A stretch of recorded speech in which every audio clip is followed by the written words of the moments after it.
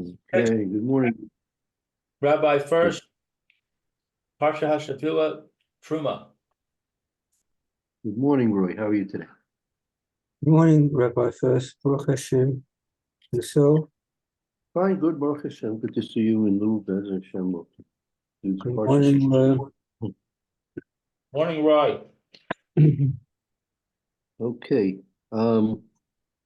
let's begin here. There's a lot that the Parsha mentions about the building of the Mishkan, but let's start here with the Shulchan.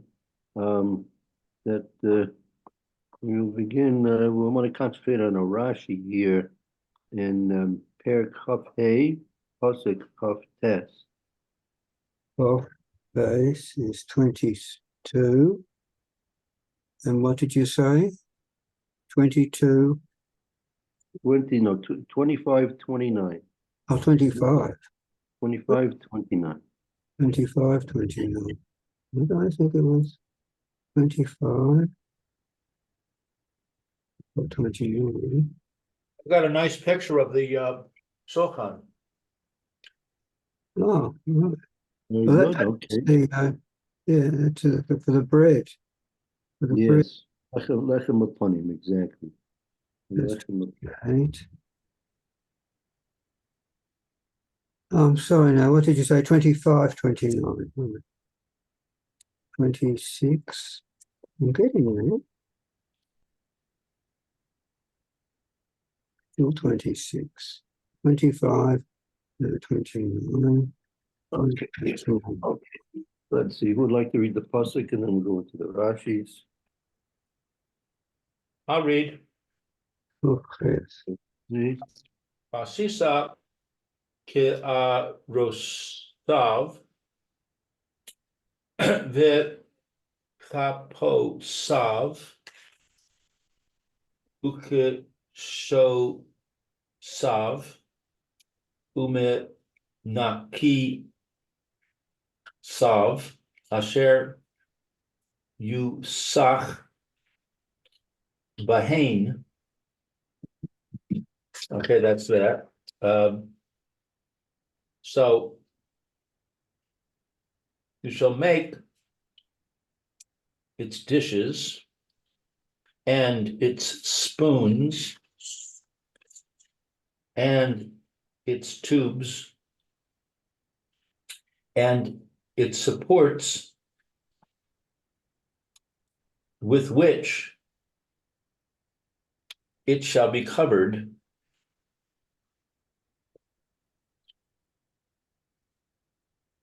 Of pure gold you shall make them. Okay, very good. So these are the various accessories to the and parts to the Shulchan. Okay, now on Now, when it says Zahav Tahor, pure gold, that's not talking about Tahor as in the opposite of Tameh, correct? right, this is talking about the purity of the gold in terms of the without dross. Physical metal. Yes, right, exactly. So that word kind of has two completely different meanings.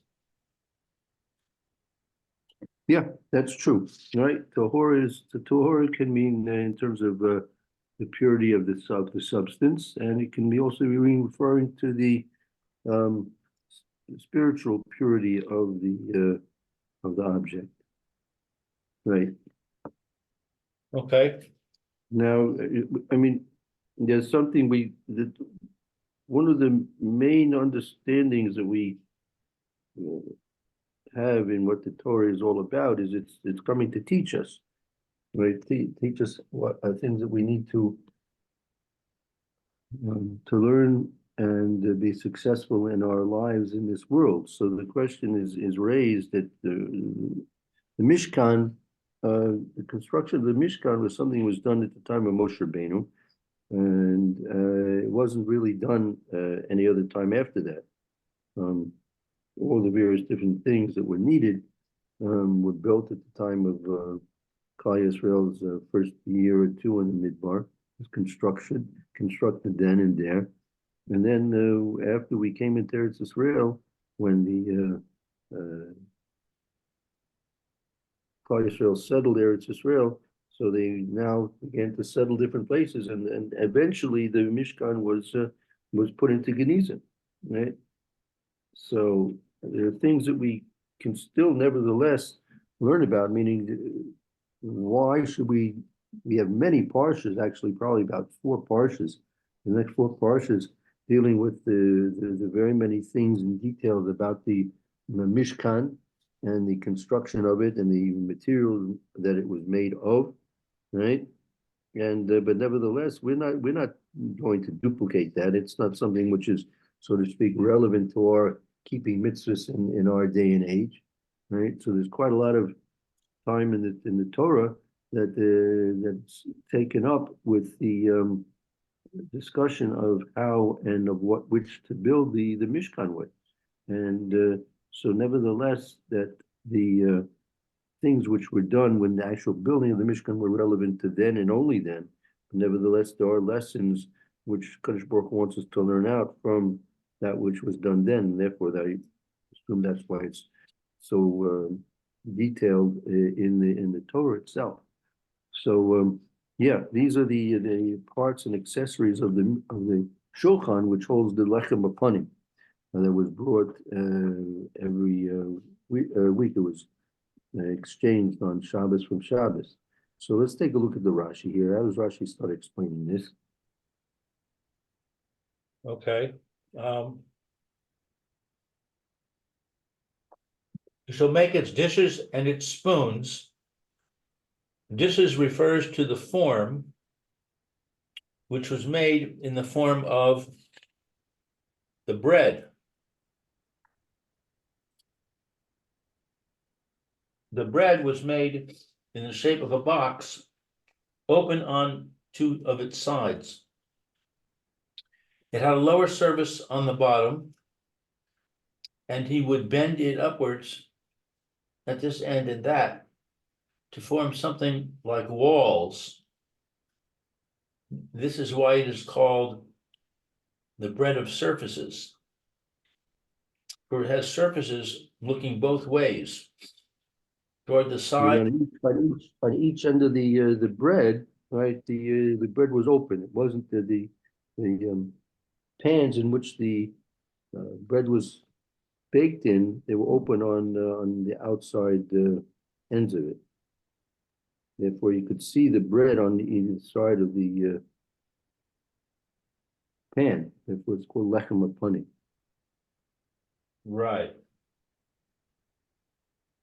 Towards the sides of the base of Mikdash, or from either direction. He would place the length of the bread across the width of the shulchan, and the walls of the bread would be standing upright directly above the edge of the shulchan.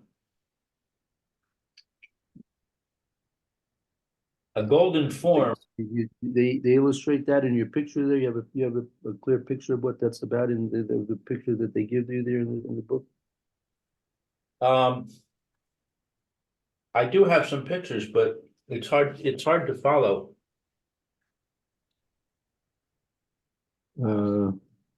Yeah, right. You see the open ends, right? The open ends, very good. And then we have, Okay. I'm not sure what this thing is. Oh, that's going to be the poles. That'll be the poles. We'll get to that. We'll get to that, Rashi, soon. Okay. Let's see. A golden form and an iron form were made for each bread. It was baked in the iron one. And when he would take it out of the oven on Friday, he would put it into the golden one until the following day, Shabbos, when he would arrange it on the shulchan. That form is called a dish. And it's Right getting, now, obviously, it couldn't be baked in the golden form because gold is very soft metal. Its melting point is probably not too high. I don't know exactly when the melting point of gold is, but it's certainly not. Gold is not fit for baking it, right? right. And therefore, the iron mold was where they baked it, and then it was after it was baked, it was transferred into the golden one to be put onto the shulchan to display. My footnote says that we should see Menachos 97a. I guess that's where Rashi's getting this from. Uh, Probably, yeah. That's where a lot of this is discussed.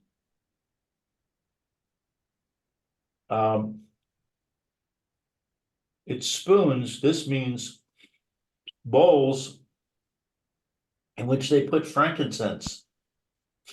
There were two of them for the 2 handfuls of frankincense that they would put on the 2 stacks of bread. As it says, and you shall put upon the stack pure frankincense. And its tubes, they are like hollow half reeds split along their length. He would make objects in their shape, i.e., the shape of split reeds out of gold. And he would arrange. That's the picture that you showed me. That was the second picture. You see that, how it is? Right.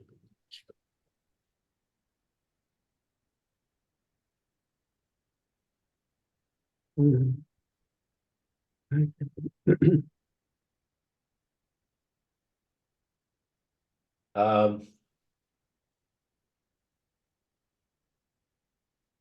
Would make objects in their shape, i.e., the shape of split reeds out of gold. And he would arrange 3 of them above the top of each bread, so that one bread should rest on top of those reeds.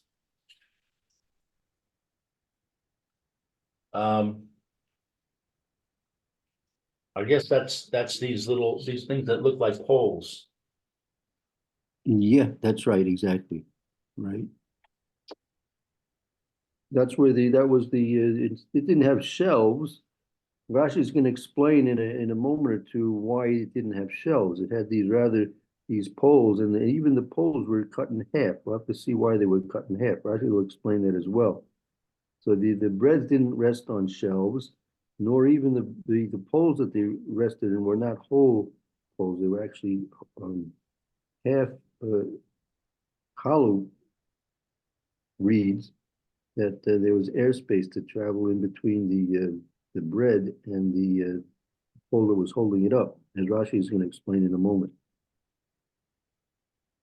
So that one bread should rest on top of those reeds, and they would separate between one bread and another, so that the air could enter to circulate between them, and they would not become moldy. So this is an important point, right? You see in the design of the Shulchan, Kadosh Baruch was commanding Klal Yisrael that they should do it in a way that the bread will not become moldy. Right? So we'll discuss that. Maybe we'll come back to this point, Hashem.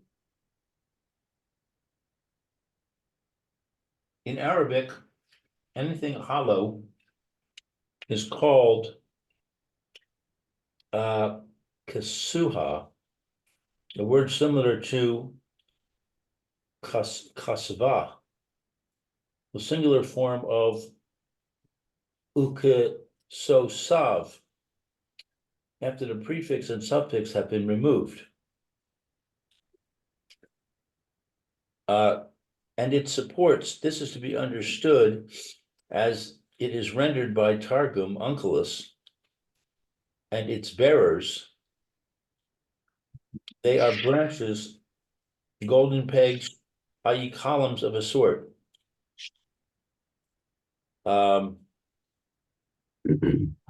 Here's a picture of that. Let's see, again, so let's see, those were the upright supports. Right. Right, very good.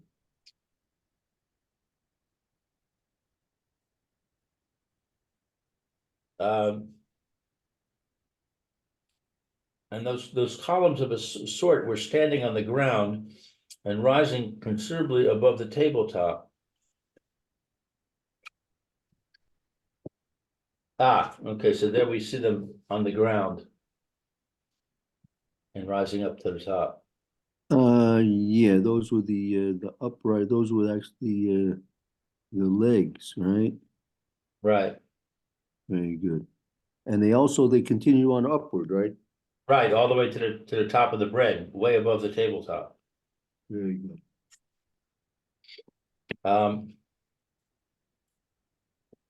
They were in line with the height of the stack of bread. There are 5 notches made in them, one above the other, and the ends of the reeds that were between the breads would rest upon those notches.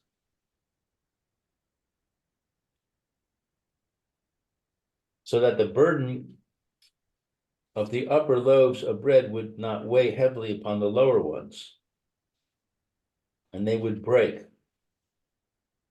In the term mechilase means its bearers, and is similar to the word hachil, in the phrase, I am too worn out to bear.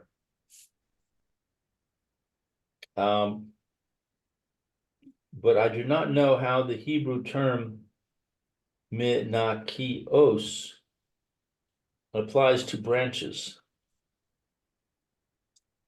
There are those among the sages of Israel who say that the word kisosav refers to the branches because they keep the bread firm and hold it so that it should not break. And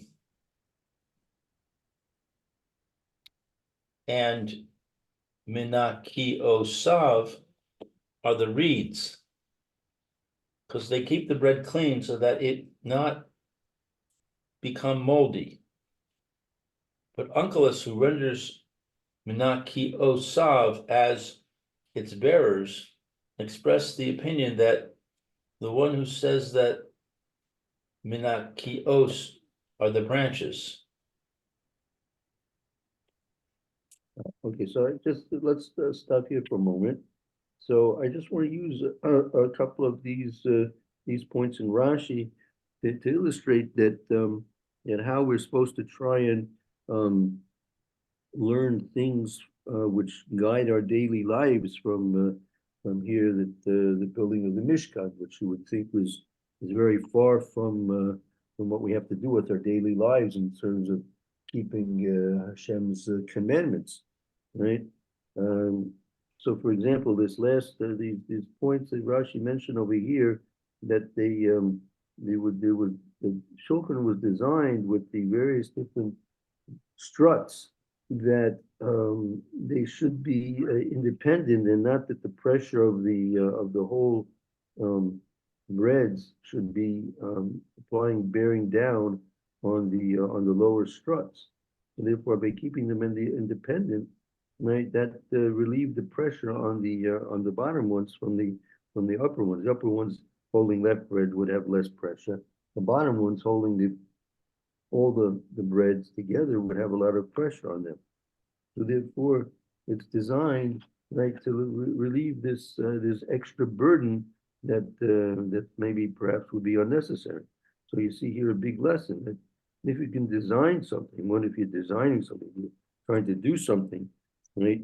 If you can do it in a way that's going to make it easier for people, right? So that seems to be the desire of the Torah as well, and we know that very well. Part of doing Chesed, meaning a lot of times we think doing Chesed could possibly mean really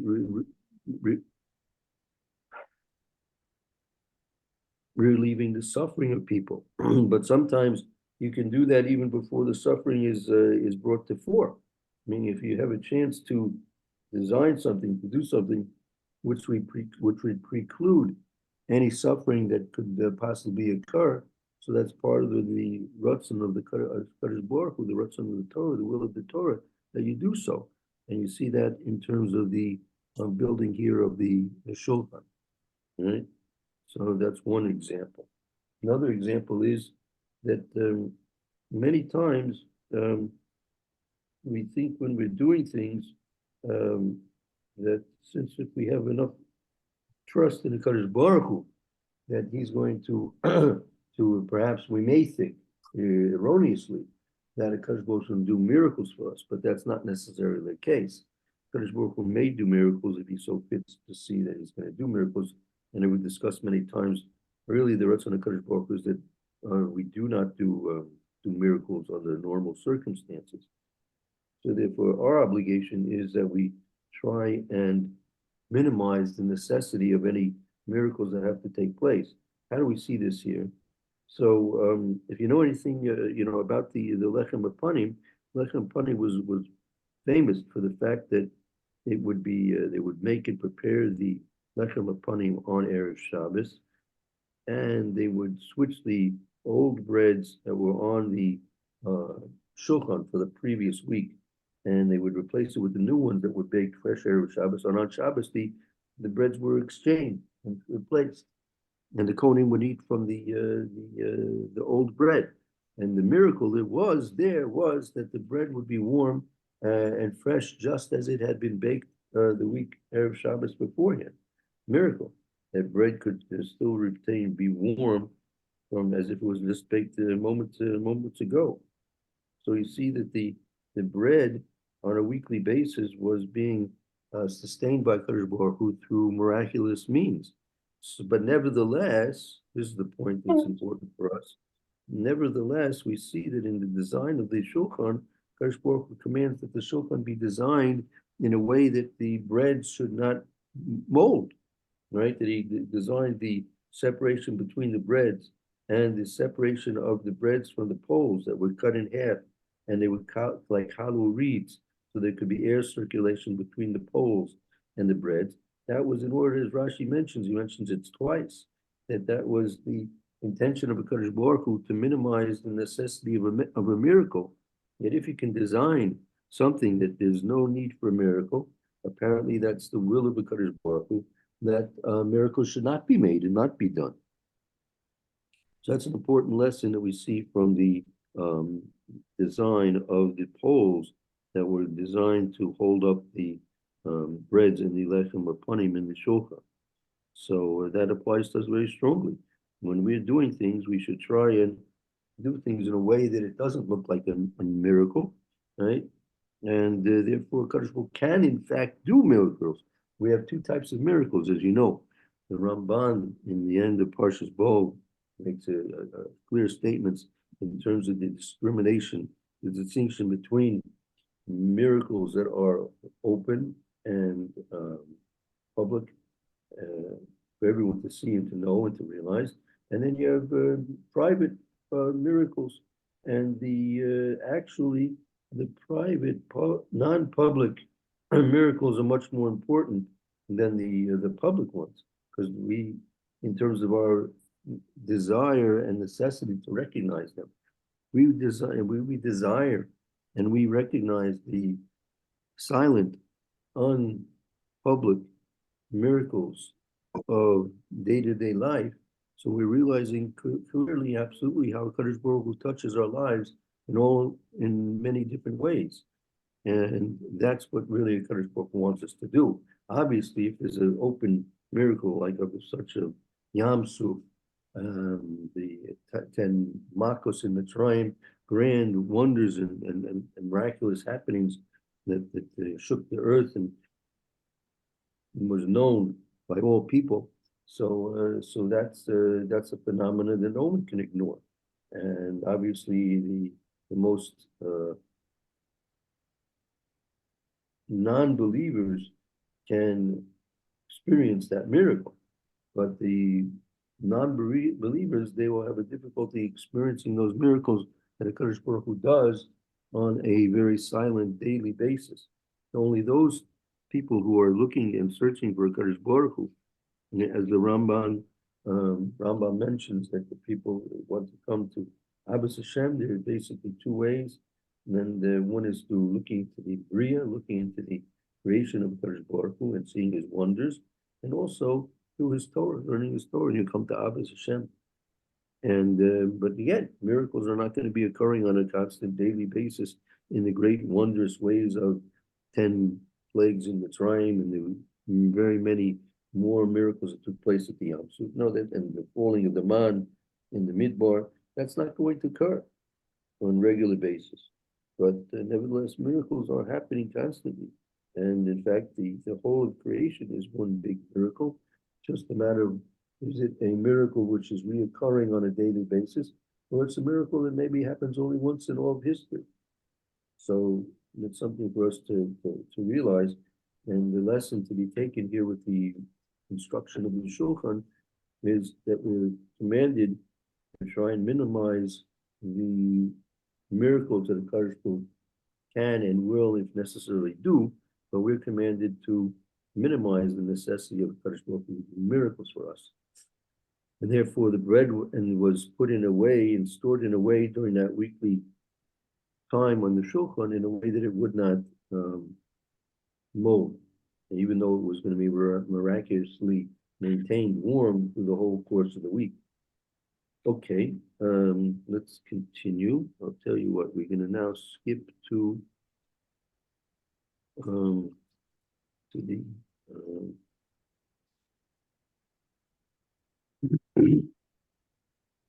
Aaron. Yeah, let's begin here with Perik Kapeh, that's 25. Yud, Pasuk Yud.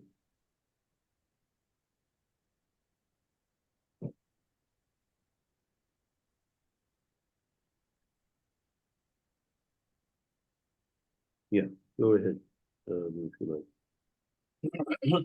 Okay, Vasu Aaron Atse Shitim Amasayim Vachetzi Ar Ko Ve'ama Vachetzi Rachbo Ve'ama Vachetzi Komaso.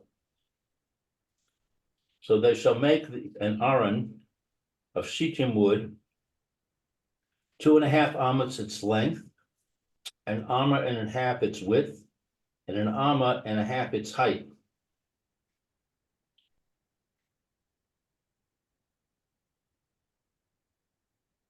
So Rashi says they shall make an aron similar to arks that they make without legs, made like a trunk, which they call escrin in Old French, which rests on its bottom. So it had no legs. Right.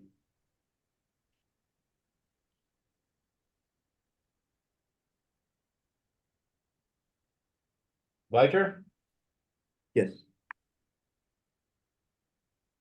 But Vitzi Pisa Oso Zahav Tahor Mi Bias U Michutz Titza Penu Vaasisa Alav Zer Zahav Saviv.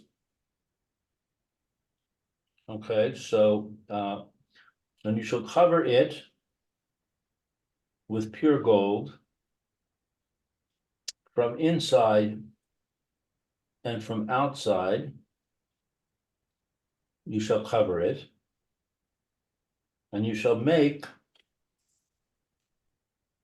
on it a crown of gold all around.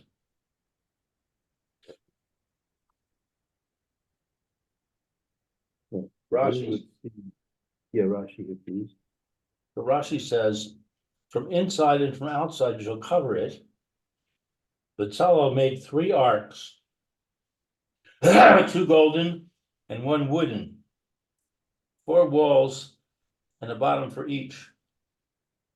And they were open on top. And he put the wooden one into the larger golden one, and the smaller golden one into the wooden one, and overlaid its upper rim with gold.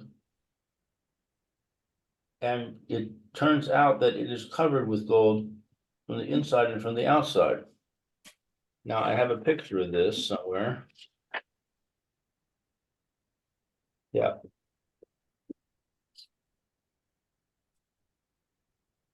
Right, very good.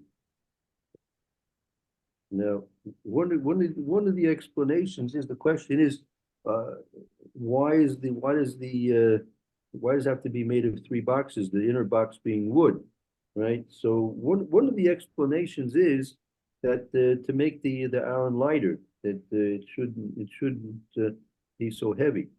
But so on one hand, you see again this concept that in the design of the Mishkan and the various different utensils, vessels of the Mishkan, there is a specific desire to make things easier, not to make things unnecessarily burdensome. For one explanation why the wooden inside was there, instead of making it completely solid gold, one container of solid gold that would be very heavy, as it is, when we'll get to it at the end of these psukim, perhaps, when you had the overplate and the kruvim on top of it. That I'm not sure, but there are computations exactly about, more or less exactly, how much in weight of gold that would be, and it's really a tremendous amount of weight of gold. In which case, it's almost impossible that it should be able to be picked up. But we'll maybe get to that point as we get further on in the next few minutes. We can get that far in the Psuki and the Rashi. But ostensibly, you could say that the wooden container in the middle was there in order to help alleviate the tremendous burden of carrying a heavy solid gold container, which would be very, very heavy. Plus, we'll see, though, it's also impossible that the way it's going to be described, that it could ever be carried. We'll see. Hopefully, we'll get to that too. Let's continue on. I lost my place. What's the place? Let's see. Where's Psukim we're holding in? Also, 25. 10. No, that's 25. 10 is just going to done. Well, if I got that place when I turned out the new one. I think good base. I think when 12. Good base. Yeah. Okay, yeah, here we are.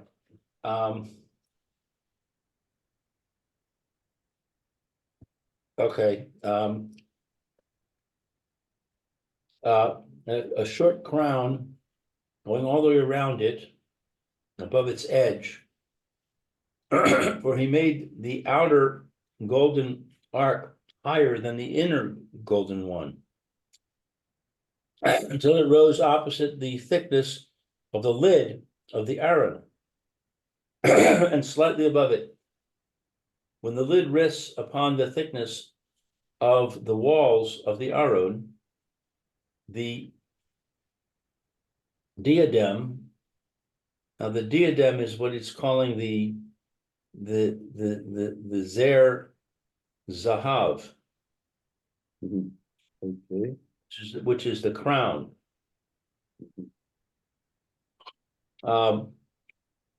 The diadem rises slightly. Diadem, is that a Latin word or something like that?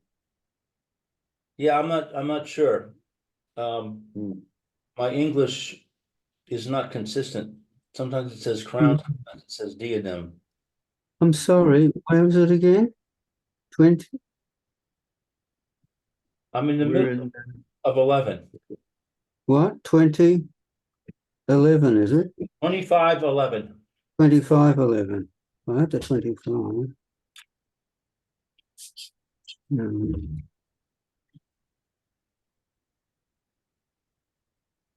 So the diadem rises slightly above the entire thickness of the lid, and it is a symbol of the crown of Torah. And that's all coming from Yoma. right. Okay.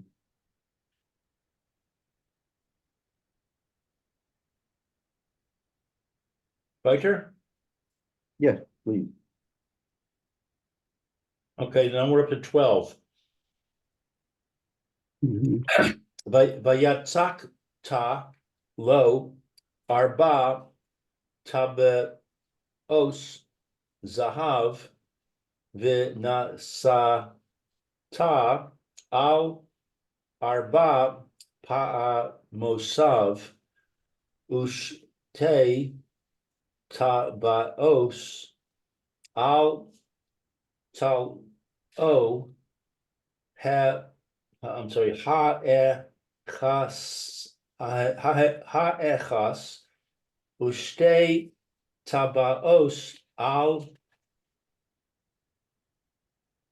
tal o ha shenis.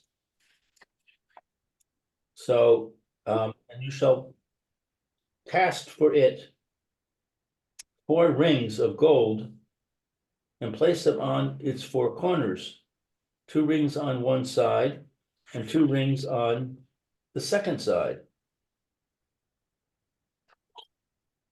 Right now, also just a point to mention here is that these 4 rings, which are made of gold, I think if you also make a engineering analysis of this, I think it would be absolutely impossible to pick up the iron based on these rings. They'd be completely broken off within moments of trying to pick up the iron based on the support of these 4 rings. Right? No, it's just that gold is quite soft and it's not a construction material. Right. That's right. And Yeah, also it's very heavy. It's very heavy. And we'll see these poles. When we get to these poles aren't made of actual, not made of very strong construction materials either, right? right. I think one time I calculated that the iron weighed several tons. Right.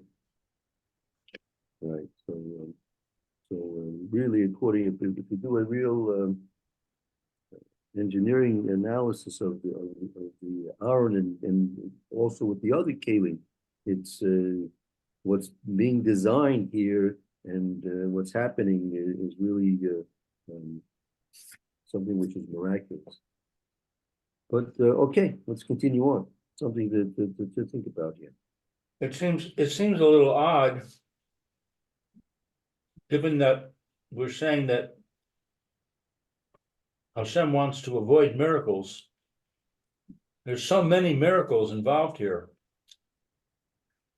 Like you're saying, every kli is impossibly heavy. It would be Right. they would crush each other. They would crush the wagons. Right, yeah, right. I mean, we won't get, maybe we'll not discuss too much in this week's, I mean, the Mizbeach is mentioned here as well, but also where the Mizbeach and the Choshes, where the incense was burned, it was the plating, it wasn't solid metal.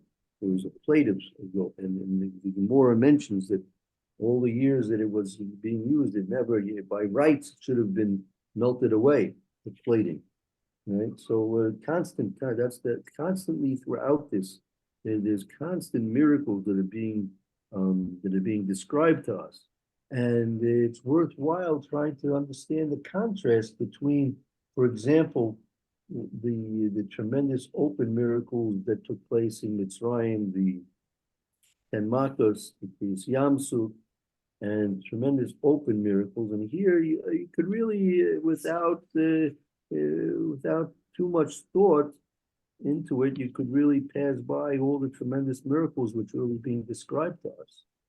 Right? Just again, if you take a look at the crushing, the poles, right? The poles. So each one of those poles, if I'm not mistaken, are bigger than a telephone pole, an electric pole. And how many people are supposed to maneuver these things, right? It's almost impossible without cranes.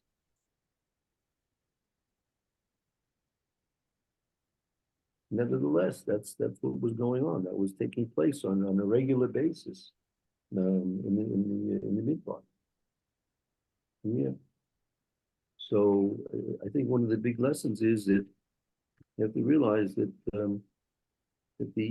this is the way Kadosh Baruch Hu wanted the Mishkan to be built, and this is also the way the world is constructed as well. If I'm not mistaken, the Maharal, and also I'm based on earlier sources than that, mentions that the Mishkan is really a schematic of the human body. It's a schematic of the human body. In which case we know and we understand, but I mean we don't maybe think about it enough, but the tremendous miracles that have taken place in the functioning of the human body and the functioning of anything, in the functioning of the whole universe, completely miraculous. But we get used to the monotony of the miracles rather than the miraculousness of the miracles. But that's something, so that when we're reading these parshas, we think, yeah, okay, yeah, it itself is somewhat monotonous. You can have, as I said, about 4 parshas devoted to the Mishkan, right? We had this week's parsha, and then we're going to have next week's parsha, right? And the week parsha after that, and it's going to be almost 4 parshas in the Torah devoted to and then many times it's repetitious. It's not a little. Sometimes there's slight differences, but in both in Klali in general, it's repetitious. So it's the repetition is worthwhile to realize that there is a miraculousness taking place here. And if we think about what the whole purpose, right? What's the whole purpose? You take a look at what the pasuk says, right? Pasuk says that I'll direct your question to it, your attention to it. One moment. That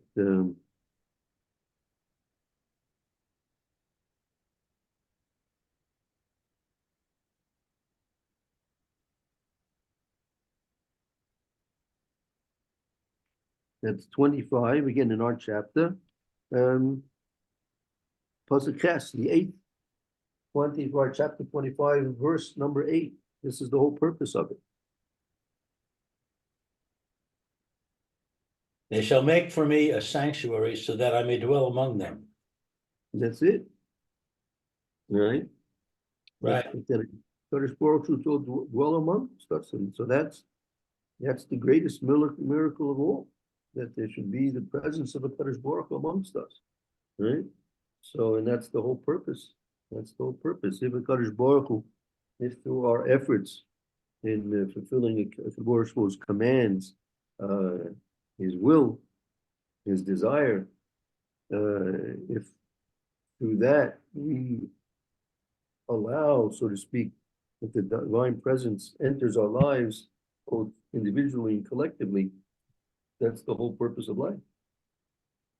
We have an opportunity to allow Kadosh Baruch Hu to come into our lives in this physical world, where there's tremendous barriers between the spiritual experience of the Kadosh Baruch Hu's presence and the physical mundane world that we live in.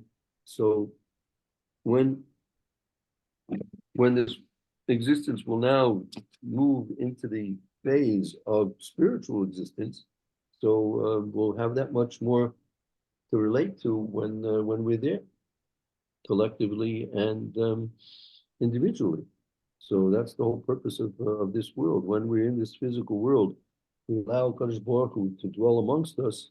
So the time will come when this world physically will no longer exist. It'll now be transferred to a different phase of existence, just like as we've been saying this last week, just like you have different phases of uh, elements. Water, for example, it's a liquid state, it has a gaseous state, and it's a solid state. So likewise, the existence is now, the existence that we experience is a physical existence, but that can and definitely will change into spiritual existence. We exist on a spiritual plane. So if we have the opportunity to allow Kadosh Baruch Hu to come into our lives now in the physical plane, so much more Kadosh Baruch Hu is going to be a part of our existence when we are on a spiritual plane. Yeah. This whole business of making all of this is really Hishtadlus. Yeah. That's right. That's right. What would you say status for what? Beg your pardon? Status for what? You're right, correct. It is Yes, status. for making a place for Hashem. Hashem doesn't need it. He could just come down. He doesn't even have to come down. He's here. He just makes himself apparent, and that's it. But if we do all this sort of stuff, then it involves us with it, and in our the way that humans are understand glory to be. It's like all the uniforms that a king wears, his crown and this coat and that coat and these beads and whatever, and jewelry and all that stuff. He doesn't need that to pass a law, but this sets him out, and we've been part of this. Well, exactly. It gives us a clearer understanding and a greater privilege of allowing the Kadosh Baruch Hu, so to speak, to come into our lives. And it's very similar to prayer, that Kadosh Baruch Hu doesn't need us to pray to him. That's not important to Kadosh Baruch Hu. What's important is that we recognize that Kadosh Baruch Hu is the source of all the things we need and desire. And so the prayer is important for us. Likewise, having the Mishkan, having the Beis Hamikdash was important for us to realize that Kadosh Baruch Hu is the focus of our lives, right? If we have it's very hard for people to relate to something that is non-physical. So you have Kadosh Baruch Hu completely non-physical. So it's difficult enough just to relate to the concept of a Kadosh Baruch Hu as a non-physical entity without any form, without any physical existence in the way we know things. So therefore, if we have a place where the Shekhinah dwells, so that helps us focus our attention. And we do Hashtadlis in order that place can exist, and therefore Kadosh Baruch Hu will make his presence more clearly known to us according to the Hashtadlis. We put in all this Hashtadlis, we make all the efforts, and it constantly, you'll see all these parshas that deal with the building of the Mishkan, Kain Asu, the pasuk says, and they did it, meaning, and Rashi mentions many times, and they did it exactly as they were supposed to do it, without any changes. They did exactly as they're supposed to do it, no changes whatsoever. And that's for our benefit. That's the Hishtadlus that we put in to reinforce in ourselves the belief and the knowledge and the feeling that the Kadosh Baruch Hu was actually with us, and which he really truly is. But you have to focus our attention on that to really focus in and make that a reality for us. The reality Hashem is really with us, but we have to focus our attention in making it a clear, knowledgeable reality for us. And that's part of what the Beis Hamikdash is about. Yeah. There's a difference between building a palace for a king, an earth king, human king, and for Hashem, in that the temple that we're building for Hashem, it's all its measurements and its materials all have a different have another meaning, that they're not just, there's not just gold. Gold has a certain meaning, has certain spirituality.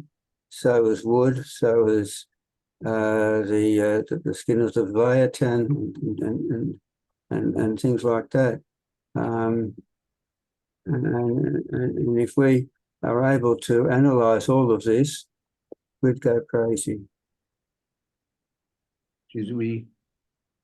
If we could analyze all the materials and put them all together, I think we'd go crazy. The spirituality of it would be too much for us. Yeah. Well, I mean, there are svarim which go into this in detail. For example, if you look in a general way, so you have the three basic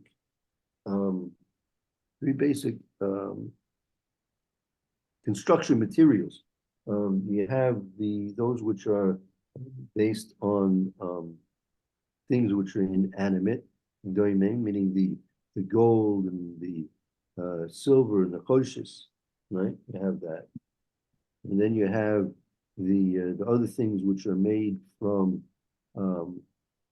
vegetable matter. Those things which are like particularly the big day kahuna flax and such, and oil and for the menorah, bread for the lechem apani for the shulchan, right? Oil for the menorah, as I said, and then you have those things which are made from animal substances, the skins that made the over tent, right? These are things made from animals, bali chai.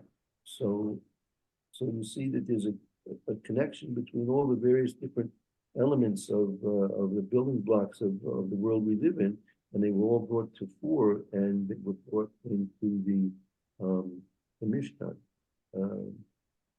in the Beis Hamikdash as well. Yeah. But then we have to also go into say, why should something be, say, 4 tefachim and not 5? What's the big deal about having this measurement and not an inch more or something like that? Or why have a design here but not there? And why this particular design? Right. Right. Mm-hmm. So to go into it, and that's not that deep either, I would imagine. There's more things to do. I mean, they do speak about the various different proportions. That if you look at the proportions of the various vessels in the Beis Hamikdash, there are certain correlations, and there are svarim that discuss it in very profound ways. So there's a lot to learn about this. Okay, we just touched the surface. There are a lot of things to discuss. But again, that's why when you're looking over the Parsha, to try and think, well, is there a miracle taking place here? If so, what is the miracle, and what does that miracle correspond to something we experience on our lives daily, perhaps, or even if it's just once in history, perhaps. And also the lessons we need to learn for our basic daily living, what you would see in the building and construction of the Mishkan that can relate to our daily lives. Mm. Okay, Mitzvah Hashem. I thank you, Roy. Thank you, Lou. Brother Hashem, you should both Shabbos. Bye. Have a very good Shabbos, both of you, and be well, and come out of Shabbos as one is supposed to come out of Shabbos, whatever that is, I'm not too sure. Mitzvah Hashem. Likewise, be Bye. Brother Hashem. Simple. Thank you again, Lou. Thank you again, Roy. Be well. Bye, bye, bye. Bye, Roy. Bye-bye.